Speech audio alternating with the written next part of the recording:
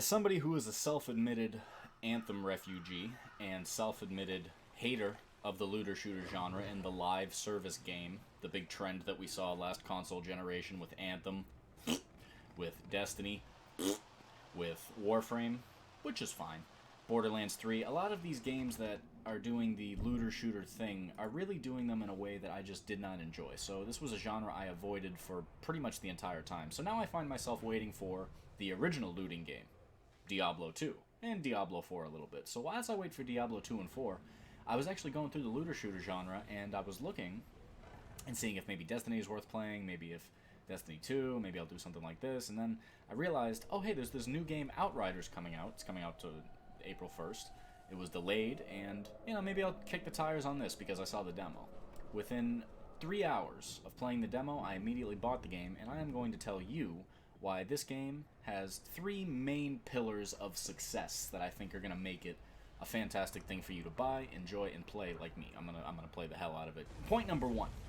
Avoiding the pitfalls of other looter games. You basically have the genre designed around the live service thing. A lot of these games are either free to play or constantly thrusting you towards microtransactions.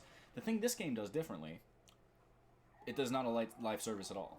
It is not a live service. This game is not free to play. This game is not, you gotta pay the $60. But the thing that makes me take notice is that it's avoiding all those pinfalls that these other games have fallen into.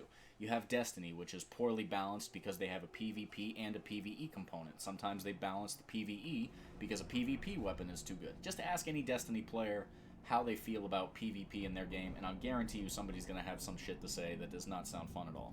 This game is opposite. There is no PvP involved at all. None whatsoever. PvE is what it's designed for, and that's what they're going with.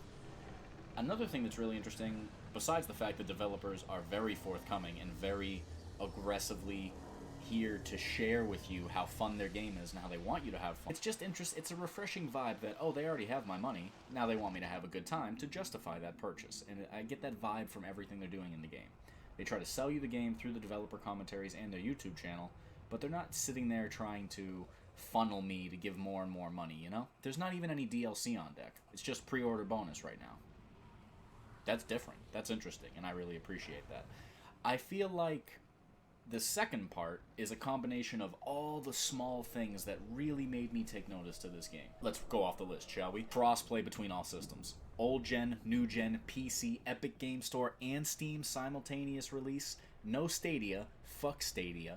If you have a Stadia, you clowned yourself by purchasing software and hardware from Google in the first place, so I got no sympathy for you. But let's say you want this game on PC, your cousin's on his new Xbox One, Series X, XF, whatever, XFL edition, whatever version of the Xbox he's got, Outriders is on there. Let's get together and shoot some baddies. So the crossplay between all systems, as a fighting game veteran, just seeing that it's just beautiful. Lore, it's there, you can go for it. I myself don't give a shit about it. It's there if you want it. There's journals, there's cutscenes, there's a little bit of a story. It's got this B-roll movie fill. But it's interesting. It's a full single-player campaign, 35 hours. Another thing that was nice about the demo that I hope carries over to the main game is easily skippable cutscenes. You hit the escape button, there's no load time, there's no bullshit. Ba-bam. What you're seeing here from the B-roll is how interesting the world is. This is one thing I really wanted from Anthem that we never really got, which was the fact that the world was this cramped. It's supposed to be this big, sprawling world that constantly changes. Anthem, the only thing that changed about that game was the opinion of it from the day 1 to day 2, where everybody realized what a hunk of shit it was. This game, on the other hand, I really do enjoy the different biomes, the different look that the world has, and all in all, just the fact that they tell you from the jump, this is a big, sprawling world, it's dangerous, it's hostile, go out and explore it. And that's a main function of the game. I wish more games did something like that, where it just said, humanity is on a foreign, different planet. The planet wants to kill you. Survive. Dinosaurs over here trying to kill me. There's flying pterodactyls coming in from over here. The tar that I just stepped in is now eating away at my boot. It's corrosive. Don't eat that mushroom. That mushroom's gonna kill. When all else fails, the color palette and just the sprawling differences from each place is really eye-catching, and I enjoy it. So the art style of this game is definitely a plus. I think third person is better than first person, so right then, like, if you're playing a looter shooter and you're getting a whole bunch of cool armor, don't you want to see it on your guy? I see people playing Destiny, and it's like, okay, well, I gotta stare at this really pretty gun, which is nice. The gunplay is very enjoyable, but I'm not necessarily here for the gun game. I'm here for the my dude is a demigod of death game. Like, you know, like Diablo, that sort of thing. I really enjoy that. The guns are interesting, but the characters are more interesting, which is very nice to me. It's got that little bit of Anthem flair with the big armors. So that was one of the things that Anthem did do cool, is that the armors looked neat, and running around with your character looked neat, and doing your moves looked interesting, doing Technomancer stuff, summoning lightning, all that sort of thing. So third person, plus no de novo. There's no de novo. Dedication to class synergy. When you're playing with your buddies, each class's moves are synergizing with each other very, very well. Different things like summoning a slow field, lighting all the people in the slow field on fire, lighting people on fire, then triggering them, doing freezing stuff, and then smashing stuff. Seems to be the classes synergizes very well. Third biggest reason this game I think is going to succeed is the end game is dynamite. The end game is coming with, I think, 15 or 14 expeditions, which are basically raids, as far as I can tell. And they look tremendous, and it looks like the system that they implemented to play them is tremendous. The end game of the game is completely separate from the main campaign. That is the number one thing that I was looking into. I was saying, okay, once we're done with the game, those 35 hours are up. You finished it, you beat the last boss, whatever they might be.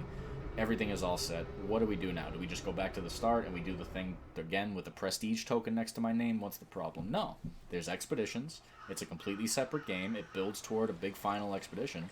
And on top of everything, the system of level tiers carries over to that, where the level tiers go from 1 to 15, and then you have time limits, and you have certain things that funnel you towards having fun. Just like, oh, I got the build a little optimized here, I'm going to see my buddy, we're going to get together and go do this expedition, we're going to do level whatever, we're going to try to get the gold medal, gold time, and we get more loot because of it.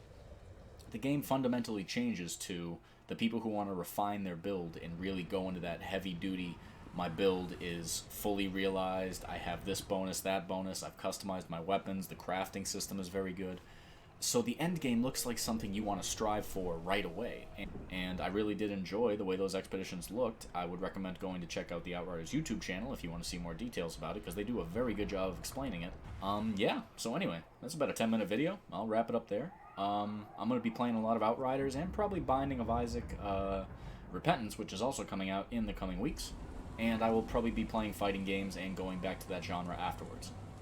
If you guys want to see anything specific in the YouTube channel that you think I might want to play, maybe you want me to go back to League of Legends, maybe you want to do anything like that, please let me know, because I am trying to stream more consistently, and we now stream in the middays. Thank you guys for watching. Sub if you want, leave if you don't, go fuck yourself, have a nice afternoon.